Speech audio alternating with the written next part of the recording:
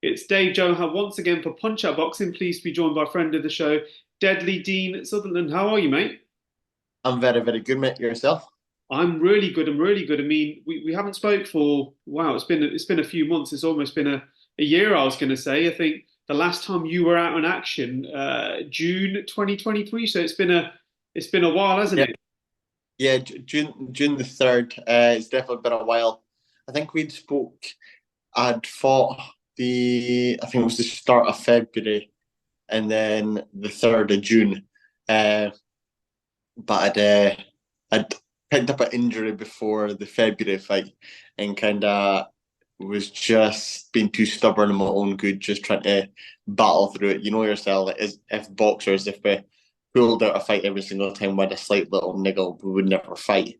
But it was one that just wouldn't go away, and it was constantly giving me bothering and some pain, especially the last 2 or 3 weeks in the build up to the June fight was really, really uncomfortable for myself.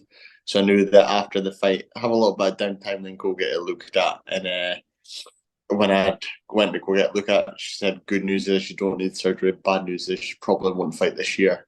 Because the idea where we're trying to push to get the 25th of November, uh, and the physio basically came back and said, "Yeah, you should be fit and healthy for the 25th of November." I said, "But what about my fight camp beforehand?" And she was like, "Oh, how long does that normally take?" And I was like, "Well, I'd at least need 8 weeks." And she was like, "Oh, well, that's not going to happen." So it's been one bit of a frustrating year. Still got the two wins and obviously the stoppage in June.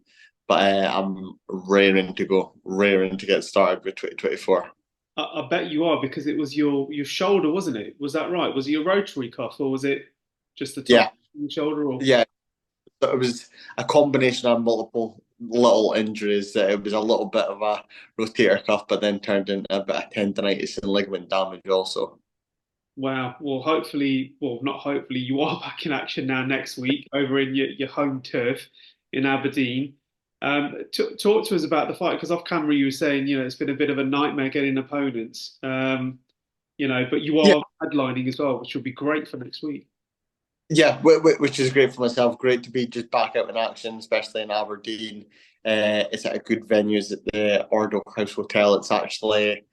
I actually use the gym at the hotel all the time when I'm at home. So I know a lot of the staff that's coming along also as well. So that they've known that I'm a professional boxer, but for them to be able to come along and even witness it is that little bit better. Really, really nice venue for it. But it's more it's more just to get momentum, get going again. Obviously frustrated with the performance in June went my way. It got the stoppage and stuff like that, but it was nowhere near up to the standards of myself or my coach. The sparring that we've been putting in for the build up to that fight was exceptional, and I probably give myself a D minus when you put it all together. But when you look on paper, it was a decent opponent, and to get the stoppage win, that's all people remember. But for 2024, now that the injury's all healed up, I don't need to second guess myself with that. Let's just get the February the 10th out of the way, which is a 8 rounder, build a bit of momentum, and then straight back into big fights. I think we've got something penciled in pretty quickly afterwards, but all focus has got to be on the 10th of February first. No, absolutely. I mean, an opponent that you know very well is Louis Green. Did you watch his performance against Sam Gilly with Eagle Yeah, Eyes? I, I, I thought it was a good performance. I thought tactically just started a bit too slow.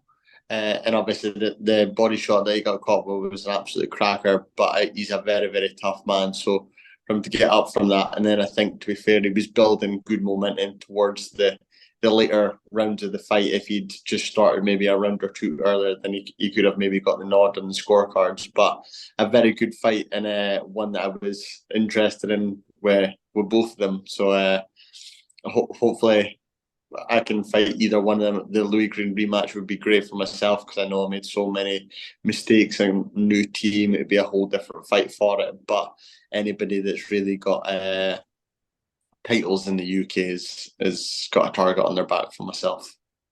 I mean, with Louis Green as well. You fought him in would say mid part of your career, early in your career, but it goes to show how tough Louis Green is, because even Sam Gilly said as well, look, this guy's a very, very, very tough man. You saw it in yourself with the fight as well. It was nip and tuck, wasn't it? And Yeah, it was a great entertaining fight. I was having success and he was having success. Just a bit of ring maturity and time. Like timing was everything for it. He was coming off a good couple of wins, a little bit momentum, and then he's obviously went on to do some good things after myself also. So I would love to come back to that fight. It would be something that I think I wouldn't feel 100% great at the end of my career if I didn't rectify that decision. And it's something I know that I would like to do, but at the end of the day, it's got to fall into the right positions for myself, the right place. My career isn't based off of trying to get that fight and that rematch to get over and done with. I've got my own ambitions that I would like to proceed, and 2024 will be a big year for that. yeah, I mean, it's only February, isn't it, Dean? And Yeah. you're already fighting next week as well, which is great. I mean, how's London life treating you? What's it? What's who's been knocking up at the gym? Because I bet you get a fair bit of sparring as well, don't you? Yeah, we've had some absolute crackers. To be fair, at the Churchill's gym, one of the most random ones that happened was we turned up for sparring to do a bit in house sparring, and DMITRY BIVOL was there training, just but by himself, no team members, nothing like that whatsoever. Just his kit bag, his wraps, putting a Velcro gloves, just going through his skipping routine and doing some bag work. And I was like, how mental is that? That's like one of the top pound for pound fighters in the world, a world champion and a great fighter, just rocking about in the gym by himself. So it was so we do get some good character. We've got some good guys that's in the gym at Churchill's as well. Obviously, Chef Clark just had a great win there at the weekend, so that was a good buzz for the team in general. But yeah, just taking myself down to London, it's enjoy the full experience, enjoy the hustle and bustle, enjoy being busy from the moment I wake up in the morning. That's what keeps me out my comfort zone, but really keeps me motivated at the same time. No, it makes sense, doesn't it? I mean, London is one of the hubs, should we just say that, and Sheffield for boxing in the UK, isn't it? So why not be there where all the action is, Dean? Well, that's exactly it. The biggest thing with myself up in Aberdeen was an absolute nightmare to try get sparring. And I was always having to travel to get sparring. It could be traveling all day Friday, staying in a hotel to then spar 8 rounds, 6 or 8 rounds, and then traveling back home. It's a lot that was taken into consideration for it. Whereas here, it's like I don't need to really search for sparring. You make a couple of phone calls and you've got sparring organised and top quality sparring as well, just on a day or so's notice. So it's like you were saying, it's a big hub. You could basically throw a stone and hit a boxing gym while you're down here. No, absolutely. I mean, looking at the UK scene as well, we've got quite a few names domestically and so on and so forth. I know you're only looking at February the 10th so far, and you mentioned as well you want to fight some of these bigger names. But I mean, how many times do you ideally want to be out this year, all being well? I'll definitely be out 4 times this year. Definitely 4 times. If we can get a fifth one in, even better. But four meaningful fights as well. Not just like this one, the 10th of February, get that one over the line, but then the next three, and it needs to be meaningful, if not title fights. Yeah, because you're almost approaching the 20 plus fight sort of number now, aren't you, in terms of digits? So, no, absolutely. Yeah. Have any sort of bigger platforms in terms of Matchroom or DAZN or any of the guys spoke to you about televisation or? That's something that I'll just leave to my manager Sam at the end of the day. But that's one of the big things that I need to happen for my career this year.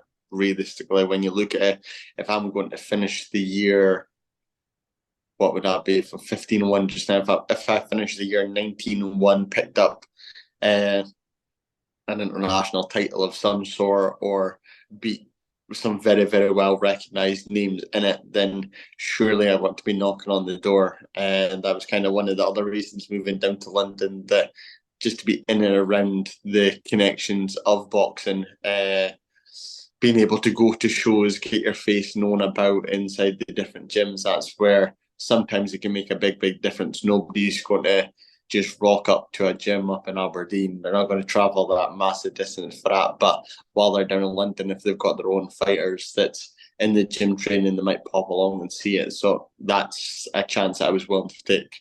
But definitely getting onto a TV promotion is the big, big thing that myself, my coach Barry Healy, and my manager Sam Kynick have spoke about. Yeah, no, that'd be excellent if you do get that coverage.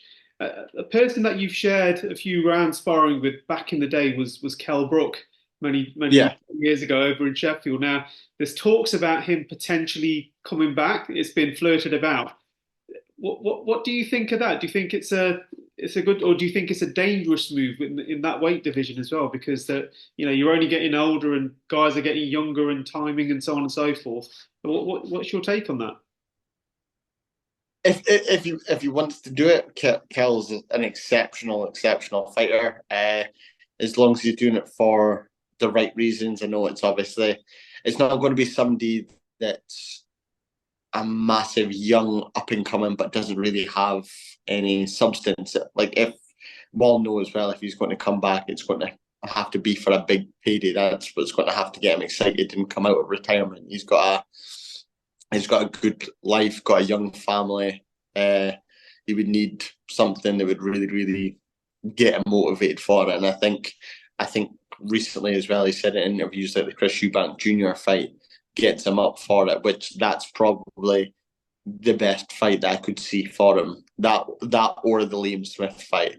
That would probably be the two best options for myself. Whereas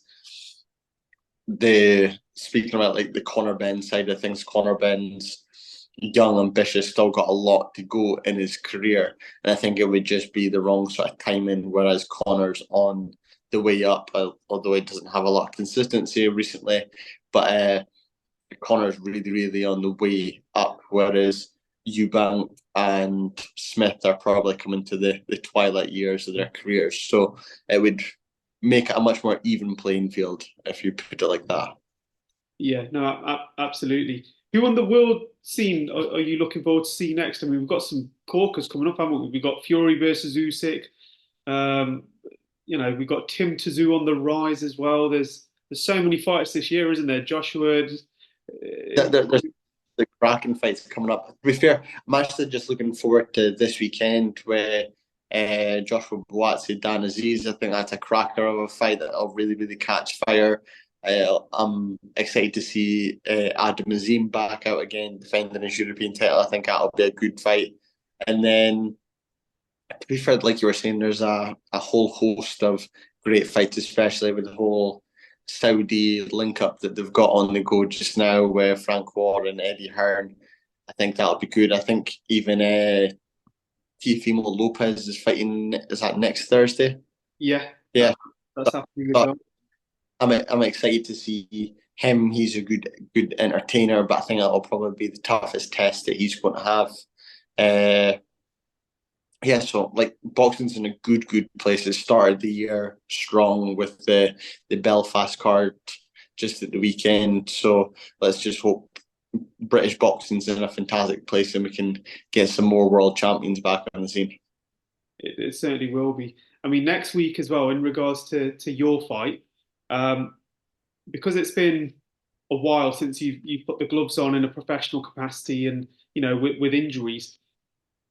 From a fighter who's been out for a while, does that give you an added bit of excitement and pressure in terms of going into next week, or is it a case of I can't wait to get it all done? What's it like in terms of a mindset, Dean? It's been something. Whereas when I was trying to get through my training sessions with my injury, it was almost like, let's just get this over and done with.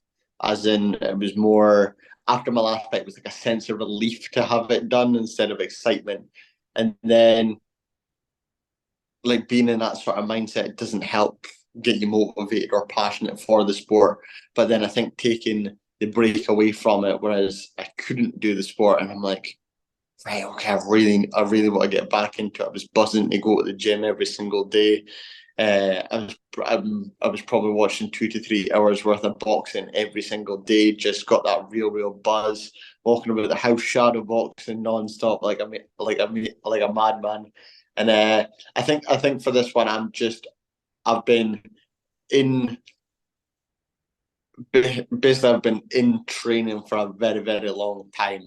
Although it wasn't all boxing training, like I had a huge rehab process that I was doing, but I was also keeping my general fitness up a high standard as well. So it felt like it's been a long one. So I'm looking forward to getting this fight done, getting back into the ring, shaking off a few cobwebs, putting the last performance to bed basically, and really being able to show the progress that I've made in this short period of time. Thinking if people enjoyed the last fight and thought it was a decent performance, then they're going to pay attention to this one because I'm fully fit, I'm fully focused, and I'm happy, which is the big thing. I'm not in any pain, not stressing about weight or anything like that. I'm not worrying about if my shoulder's going to be okay. Everything feels good. So I'm highly motivated, looking forward to getting home, seeing family, friends, my girlfriend. But I've got a job to do first on Saturday evening. I'll take a couple of days rest, then back into the gym, and then I'm back down to London already booked for the 4th of March. There you go. The busy lifestyle of a fighter. Um, That, is your fight going to be able to stream anywhere, or is it just a case of on I, the? I think they're trying to work on that. That they I think they managed to stream it last time, or I'm not sure if it was a. Well, actually, I think they did manage to live stream it last time. So hopefully, I think fingers crossed. I'll speak to the promoter of Northern Sporting Club in the next day or so, and hopefully we can get something figured out with that because that would be ideal. Because I know that for instance, that weekend there's the big rugby of Scotland versus France. So a lot of people that I know that would have been coming to my fight are going to that. So hopefully they're able to still watch it on their travels home. But if not, then it's still going to be a fantastic atmosphere on the night. But fingers crossed we can get it live streamed. Oh, that'd be great. Let us know as well because we'll definitely be watching. And of course, Hamza Shiraz and Liam Williams is the same day as well. So um, That's a fight that we forgot to speak about. That's a barn burner. I see the two of them gelling their styles really well. I don't think that's going to be a tit for tat sort of fight. I think that's one that pretty much from the first bell it's going to be full guns blazing. yeah, because I think, just my opinion, if Hamza Shiraz does go on to beat Liam Williams and if he does stop him, then that'll be a big statement if he stops him because Liam Williams is a very hard, dangerous man, isn't he, Dean? Yeah, very tough, hard man. He really didn't do himself justice at all in the Eubank Junior fight. It looked really off. His legs looked like noodles pretty quickly on in the fight. But you've seen Liam Williams, if you go back to any of his fights before against Fox, even against Smith, Yeah, for the two had against Smith, Liam Williams is a top quality operator. If Hamza Shiraz does a number on Liam Williams, if he even gets the stoppage, then he really needs to be considered being pushed up into that world level talk. And I think that I don't think he stops Liam Williams, but I do think that he beats him, but on quite a close point score. yeah. With you, I agree with that as well because it would be a massive statement because it's something that you know Andrade never did it as well. So be a No, huge exactly. if he does do that. Just before we call it a day, Dean, is there any shout outs you want to give to any sponsors? And of course, let us know for people that don't know you where they can follow you and your journey so far. Yeah, so just obviously a huge, massive shout out to my sponsors. I've got a main sponsor of the Texo Group, and then my other sponsors of Alpha Projects, Lions Den, Revive the Finish, MSK. I've got a great facility of teams where the key, James Lamond, lots and lots of local support, which is a huge benefit. And I wouldn't be able to be here without them. The simple matter of fact is, from the financial point of view, if they dropped out or if any of them pulled out and didn't want to continue, then I'd probably be back on the tools in Aberdeen trying to be a part-time professional again. So I'm eternally grateful for them to give me this opportunity to focus on the dream that I want to do and give me this possibility. And then when it comes down to it, I'm just really excited for the 10th of February. Really excited for it. Just been a long time bubbling away. Been a big thing in my head of, I know that the 3rd of June performance wasn't anywhere near up to my standards. It was a sense of relief as soon as the fight was finished. And I honestly think the very first words that I said to Barry after it was, "I'm really sorry that wasn't up to our standard." So, like, I hold myself to a high standard. Barry holds me up to a very high standard as well. And we know when everything's gelled together and it all comes together, that I'm one of the best fighters that they'll beat in the UK. It's just as simple as that. It's just producing on the night and showing everybody else. I do it in the gym day in, day out, sparring. I'm always in top quality spars, but just on fight night, sometimes it just needs to show that a little bit more. So I think with the adjustments and changes that I've had, the time away from the ring, the motivation to get right back to it, especially in front of a home crowd, is going to be a recipe for success. Yeah, I mean, just before we go as well, I was just going to mention something because something resonated with me. I don't know if you saw the performance from Shabazz Masood over in November, where Yeah. he fought, and it, for want of a better word, it wasn't his best of nights. And Mm-hmm. Kern was quite vocal in saying, "Look, Shabazz, that wasn't your best night. Based on that performance, you know, that's not a world champion. That was a bad night." And Ben Davison, his coach, said the same thing as well, and Shabazz. So it's good to know that self critique is there, if that makes any sense, and it's not Yeah. delusion. And it's always good to know, look, these are the things I can work on. But if we focus on, look, you got the win, and you're working on those things, and so is Shabazz. I mean, those are things that people take for granted sometimes, which is not critiquing yourself. Very much so, because the other thing as well, where it's boxing is probably different to other sports as well. Like, same as like other combat sports, but we spend hours, days, weeks of our lives training up for in boxing. The maximum is 36 minutes. Like, we a lot for it. And the other thing that comes down to is we can train as much as we can, but then we've got an opponent in front of us that is trying to do their absolute best. So sometimes styles don't gel. Sometimes you just not 100% feeling it. Sometimes if you're struggling a wee bit with a weight cut, you might be under the weather. It comes to a whole wide variety of different situations that can have an impact and effect on it. But when it comes down to you as a professional, if you can't critique yourself, then who else? Like, your coach can say it, your manager can say it, your friends and family, but unless you can look back at it and be like, didn't do that 100% right, could do this better, need to do more of that. That's the only way it's actually going to resonate in your head. Mm. And then that's where it's only going to make the changes. But you need to have the openness and the capacity to do so. If you just think, oh yeah, I got, like, for instance, when we, oh yeah, I got the win and I got the stoppage, everything's all good. Oh, just brush that one under the carpet. It was something that I watched back that fight easily over 100 times, critiquing it. Me and Barry sat down and watched it. We actually watched it 15 times together the next day, and just broke it right down, broke it right into notes, where his notes, my notes, what we had similar, what we had slightly different, spoke about it. And then even this whole time that I've had this injury, any even little bits of shadow box, anything that I'm doing, I'm looking at my notes before I start the session, not just winging it. I'm trying to make improvements.